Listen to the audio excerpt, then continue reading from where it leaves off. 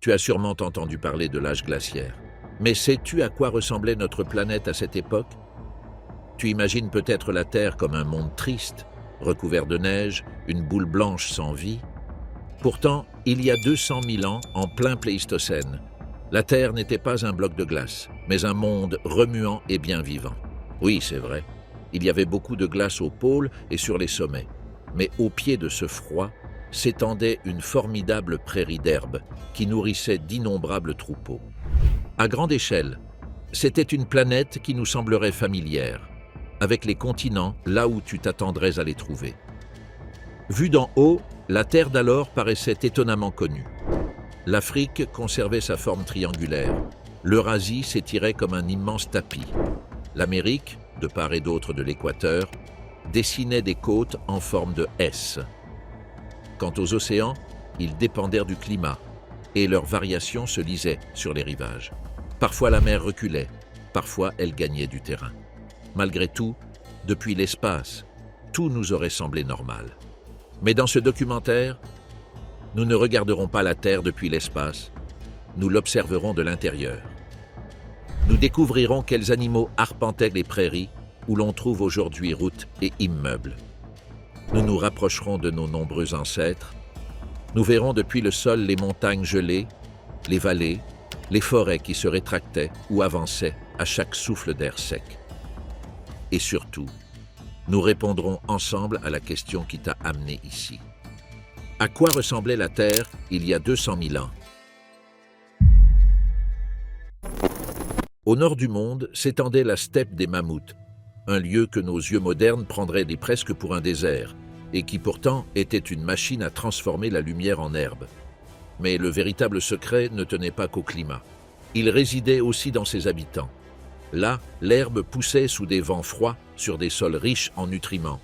Et les jardiniers en étaient les millions de bouches de mammouths laineux, de bisons massifs, de chevaux et de rhinocéros laineux aux cornes recourbées, tous adaptés au froid. Ils étaient si nombreux que nos troupeaux actuels sembleraient minuscules en comparaison. Ils marchaient, broutaient, piétinaient, ouvraient la terre et dispersaient les graines. Derrière eux suivaient leurs ombres affamées, des lions des cavernes plus grands que ceux d'aujourd'hui, de grosses hyènes bruyantes, des loups qui apprenaient à se coordonner et à chasser en meute, et des félins à dents de sabre rapides comme l'éclair. C'était un réseau tendu et vibrant où rien ne se perdait. Un écosystème riche et nerveux.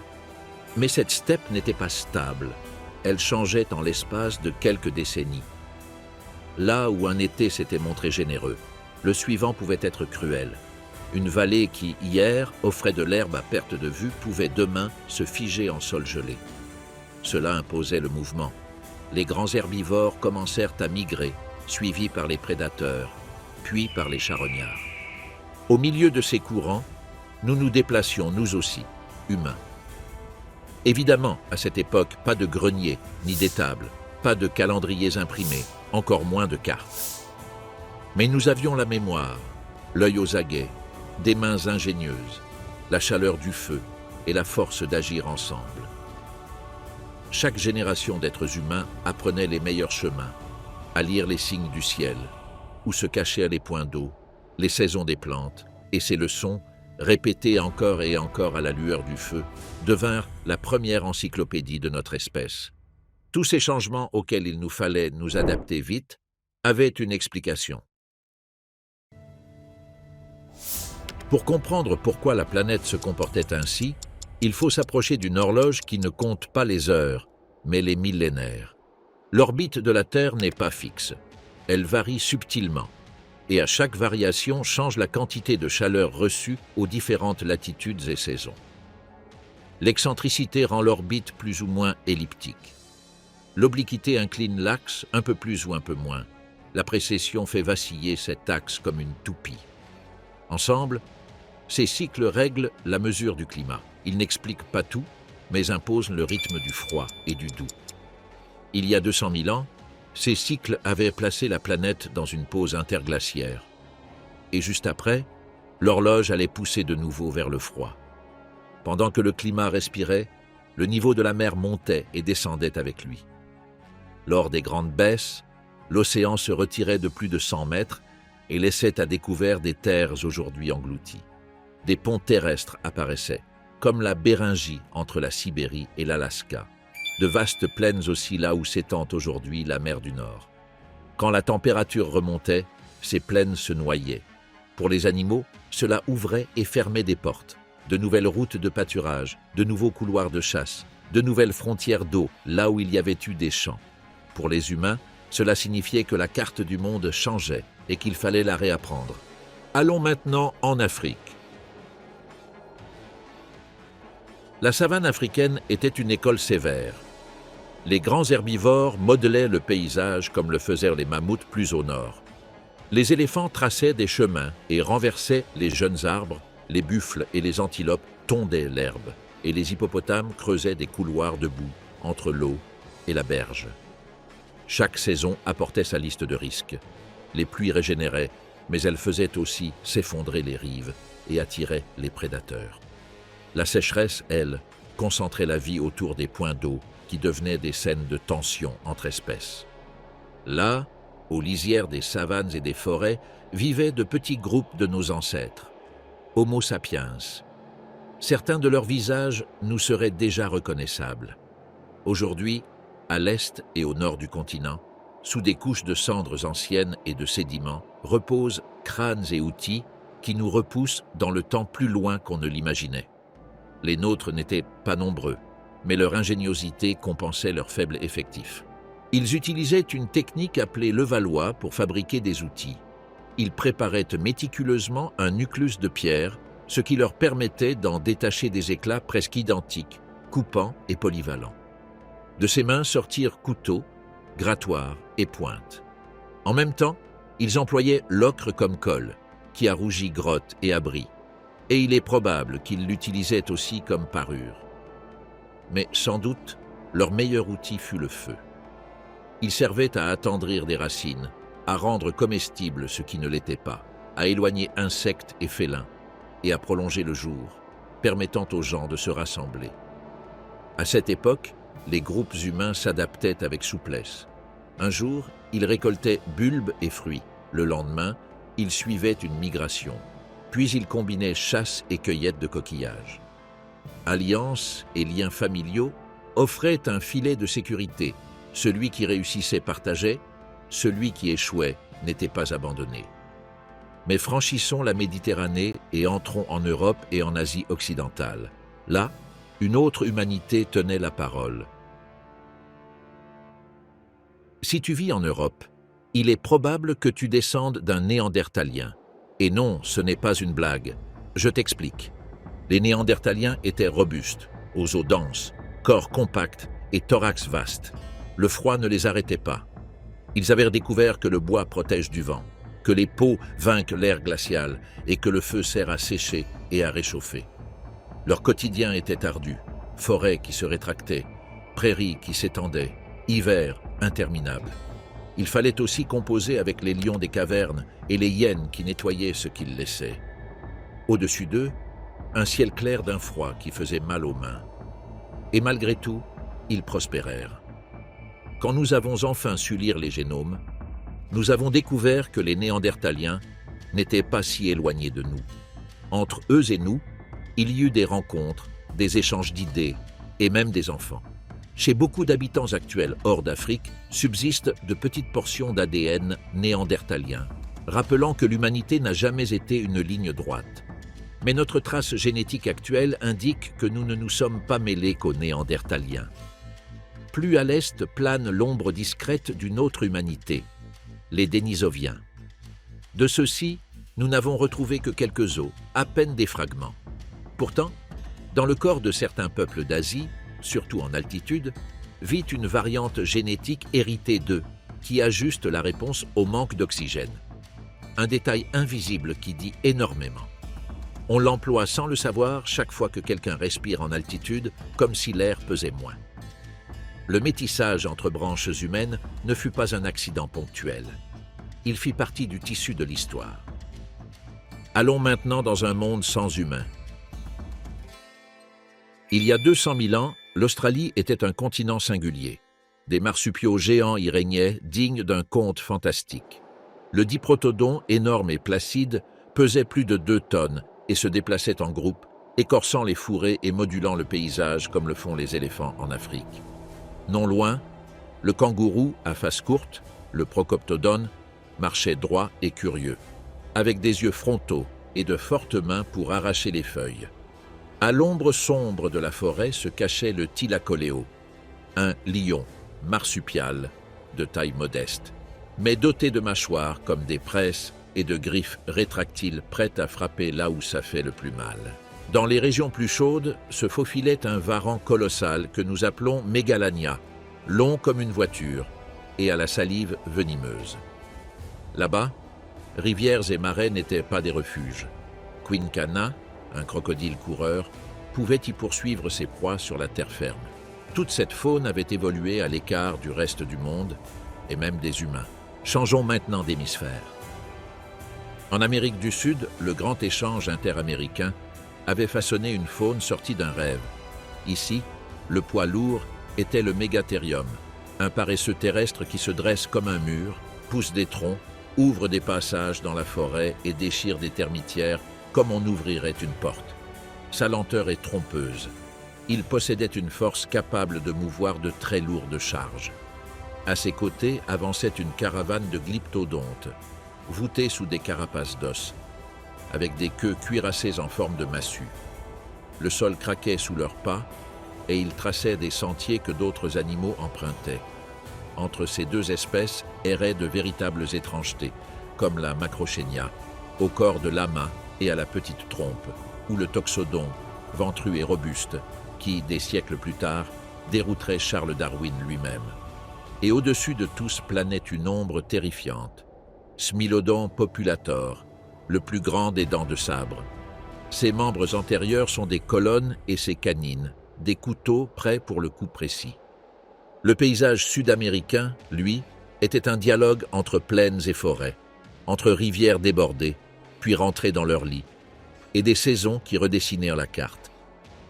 Ici, comme partout, la vie s'adaptait comme elle pouvait. Certains géants persévéraient, d'autres n'avaient plus que leurs milliers d'années comptées. Éteignons maintenant le bruit des continents pour écouter les îles. À Madagascar, vivaient des oiseaux qui défient l'imagination. Les oiseaux éléphants, assez grands pour te regarder de haut, assez lourds pour ouvrir des clairières d'un simple pas. Ils pondaient des œufs plus gros qu'un ballon de football. Plus loin encore, en Nouvelle-Zélande, les moas, de gigantesques oiseaux incapables de voler, jardinaient la forêt. Là où ils broutaient, le sous-bois prenait une autre forme. Mais au-dessus d'eux planait un prédateur singulier, l'aigle de Haast, immense, aux serres comme des dagues. Dans certains archipels de l'océan Indien, vivaient d'énormes tortues, lourdes comme des pierres, qui ouvraient des sentes à force de constance. Elles mangeaient, digéraient, puis ressemaient la forêt avec des graines. Il y a 200 000 ans, presque aucune de ces îles n'avait connu l'empreinte humaine. C'étaient des Édens fragiles. Le même isolement qui avait engendré des merveilles les avait aussi laissés sans défense face aux changements brusques, car ce que nous appelons âge glaciaire n'était pas un froid permanent. Il y a 200 000 ans, nous nous trouvions dans un épisode tempéré, ce que les scientifiques nomment une pause interglaciaire. En termes géologiques, on pourrait dire que nous vivions au bord d'un chapitre qui allait se refermer, et le suivant serait plus froid. Dans ces périodes, la mer se retire, l'air devient plus sec et la poussière traverse le ciel. Ainsi, la steppe des mammouths, nourrie par des vents froids et des sols bien drainés, s'étendait vers le sud. Mais quand le climat se détendait, cette prairie reculait et certaines zones se couvraient à nouveau d'arbustes et de forêts. Aucune carte n'était définitive. Nous, les humains, avons appris à lire ces signes. Nous avons appris où traverser une vallée avant qu'un glacier ne la barre, où trouver de l'eau quand le vent change, quand il valait la peine de suivre un troupeau et quand il fallait l'attendre près d'un défilé pour lui tendre une embuscade. La question qui revient quand on assemble toutes ces pièces est à la fois simple et profonde. Pourquoi n'y a-t-il plus que nous? Pourquoi, de toutes les humanités qui ont partagé le Pléistocène, Seul Homo sapiens est arrivé jusqu'au présent? Il n'existe pas de réponse unique. C'est un faisceau de petits avantages qui, additionnés sur des millénaires, a fait pencher la balance en notre faveur. Notre flexibilité culturelle a permis à de petits groupes d'ajuster leurs techniques à des milieux très différents et changeants. La coopération a permis aux bandes de se diviser, se réunir, échanger des alliés, intégrer des novices ou des parents éloignés. L'innovation cumulative a transformé de bonnes idées en idées meilleures.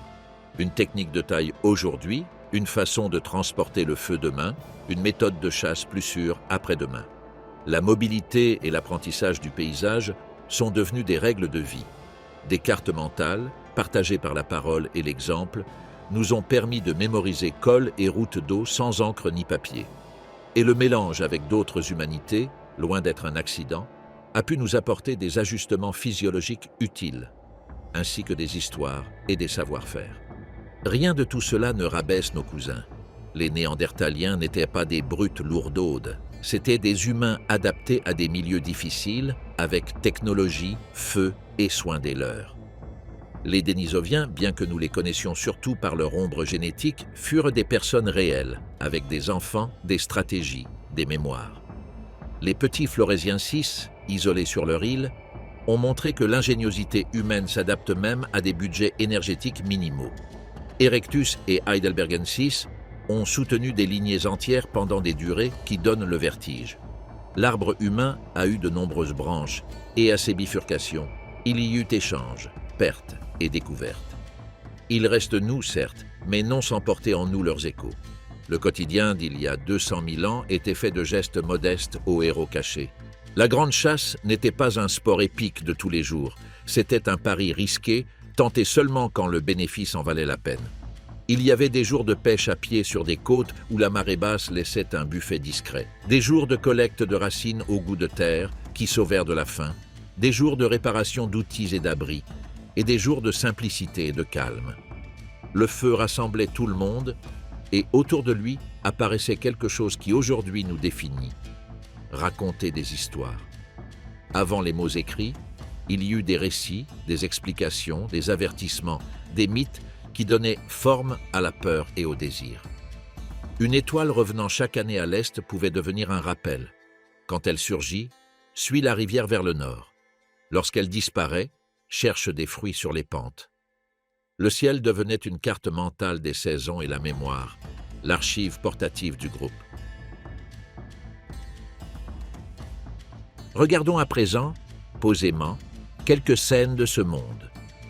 Dans une grotte du sud de l'Europe, la fumée a noirci le plafond et le sol est couvert d'écailles de pierre. Quelqu'un a affûté un grattoir à la perfection. Dehors, sur la vieille neige, les empreintes de bisons et de chevaux tracent des directions qui se croisent. À quelques kilomètres, une hyène regagne sa tanière avec le crâne d'un herbivore. À côté d'elle, un jeune néandertalien observe la vallée en mâchant un tendon propre. Quelque part en Afrique de l'Est, une adolescente apprend à préparer un nucleus levallois sous l'œil attentif d'un proche. Les coups sont précis et le résultat est un éclat presque identique à un autre que quelqu'un a produit des années plus tôt. L'ocre sur une pierre laisse une trace rouge sur les doigts. Nulle hâte, l'habileté s'hérite mieux quand on la partage sans précipitation. Pendant ce temps, dans la pampa sud-américaine, un glyptodonte sort à l'aube. Son dos bombé ressemble à une coupole, sa queue à un gourdin. Au loin, un smilodon s'étire comme un chat domestique, puis disparaît dans les hautes herbes, sans un bruit. En Australie, un procoptodon reste immobile, puis il bondit et s'évanouit derrière les eucalyptus. Quelques kilomètres plus loin, un thylacoléo grimpe avec des griffes affûtées et s'allonge sur une branche. Il attend, somnole et compte sur sa capacité à tomber exactement sur sa proie. Dans toutes ces scènes, il y a du danger, oui, mais aussi de l'abondance pour qui sait où regarder. Et apprendre où regarder était le grand métier de l'humanité d'alors. Il y a 200 000 ans, les saisons faisaient et défaisaient, les animaux allaient et venaient, les rivières se chargèrent de boue puis s'éclaircissaient, la mer avançait ou reculait selon les années. Personne ne possédait le paysage, on le partageait avec d'autres groupes, avec d'autres humains qui parlaient autrement, mais comprenaient le même geste universel de paix. Il y a 200 000 ans, l'équilibre était fragile et pourtant il tenait. Si une bande prenait trop à un endroit, cet endroit rendait moins. Si un groupe oubliait de bouger à temps, les tempêtes le surprenaient sans abri. L'apprentissage était coûteux, et chaque génération en payait une part pour que la suivante puisse se permettre le luxe d'être un peu plus futée. Et plus les humains devenaient malins, plus leur imagination se développait. De la somme de petites pratiques a surgi quelque chose qui, avec le temps, deviendrait immense. Le symbole. Un pendentif fait d'une coquille percée, une pierre tachée de pigments, un motif d'entaille qui répond non seulement à un besoin, mais aussi à un goût. Il restait encore bien des millénaires avant les grandes peintures animales des grottes européennes, mais les matériaux étaient déjà là, et la curiosité, les essais aussi. L'imagination, qui tant nous sauve et tant nous complique, trouvait des fissures où s'infiltrer. Si nous admirons aujourd'hui les silhouettes d'un bison sur une paroi calcaire, c'est parce qu'auparavant des mains s'étaient habituées à mêler graisse et terre pour raconter autre chose qu'une simple recette de survie. Et peut-être que 200 000 ans te paraissent une distance infranchissable. Pourtant, ce monde nous parle à haute voix. Le passé nous parle depuis les fossiles qui conservent des indices de mode de vie. Il parle depuis notre ADN, où reposent des fragments d'autres humains. Il parle depuis nos goûts et nos peurs mêmes, qui trouvent encore du réconfort à la lueur d'un feu, éprouvent encore une étrange joie en marchant dans une prairie ouverte, se calment encore au murmure d'une rivière. Les musées du monde entier, quand on les regarde avec patience, sont des machines à remonter le temps qui nous renvoient à cette scène. Là, face à une défense de mammouth ou à un crâne robuste, nous nous découvrons maillons d'une longue chaîne commencée bien avant n'importe quelle ville. Le Pléistocène n'a été ni un paradis ni un enfer. Ce fut un monde exigeant qui nous a appris le métier de l'adaptation. Nous y avons appris que nul ne triomphe du climat. On négocie avec lui, on apprend sa langue et l'on respecte ses changements. Nous avons appris à partager tâches et nourriture parce que c'était la meilleure assurance. Appris à bouger quand il le fallait et à attendre quand c'était préférable. Appris à reconnaître la promesse d'un nuage et la menace d'un ciel trop clair. Dans ce monde, nous avons forgé un outil qui vaut plus que n'importe quelle pointe de pierre, la capacité d'imaginer des futurs possibles et de préparer dès aujourd'hui les moyens de les atteindre. C'est cet outil, porté à sa puissance, qui nous permettrait bien des millénaires plus tard de semer, construire, naviguer, écrire. Revenons une dernière fois au bord même de la glace. Devant nous, une plaine ondule de vie. Il y a des troupeaux et un petit groupe humain qui observent au loin. Quelqu'un raconte une courte histoire à propos de l'endroit précis où la rivière forme un méandre qui oblige les bisons à passer au ralenti. Quelqu'un racle une peau avec un outil qui tient dans la main comme un gant. Quelqu'un, peut-être un enfant, regarde le ciel et demande pourquoi certaines lumières reviennent et d'autres pas. Personne ne peut répondre comme nous le ferions aujourd'hui, avec des nombres et des noms. Mais quelqu'un dit, avec la sagesse contenue dans une phrase, « Quand cette étoile se lèvera là-bas, il sera temps de partir vers le sud. » C'est ce genre de savoir qui permet de vivre, et ce sont ces réponses-là qui ont maintenu notre espèce en vie pendant que nous partagions la planète avec d'autres. Revenons maintenant. Nous avons parcouru un monde qui, sans nous, aurait été différent. Et nous, sans ce monde, ne serions pas ce que nous sommes. Quand nous feuilletons notre propre histoire, l'âge glaciaire occupe une place étrange. Parfois, nous le réduisons à une carte postale figée ou à un film d'aventure. Mais c'était bien plus. Ce fut une école patiente de la vie, de la coopération, de l'imagination. Les géants qui l'habitaient ont peut-être disparu, mais leur héritage demeure. Chez les éléphants survit quelque chose des mammouths. Chez les grands oiseaux d'aujourd'hui résonnent de lointains échos d'oiseaux que nous ne connaîtrons jamais vivants. Dans nos gènes se lisent encore, comme des signatures presque effacées, des traces de cousins qui ne sont plus.